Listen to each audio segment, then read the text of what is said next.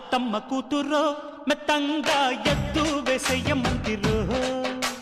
చిత్తో చిట్టమ్మ కూతురో మతంగా సత్తా చూపించమందిరో తుళ్ళి తుళ్ళి పట్ట తల్లి మళ్ళీ మళ్ళీ అంది పుల్లి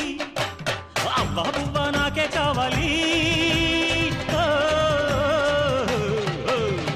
అత్తో అత్తమ్మ కూతురో మెత్తంగా ఎత్తు వేసయ్య మందిరో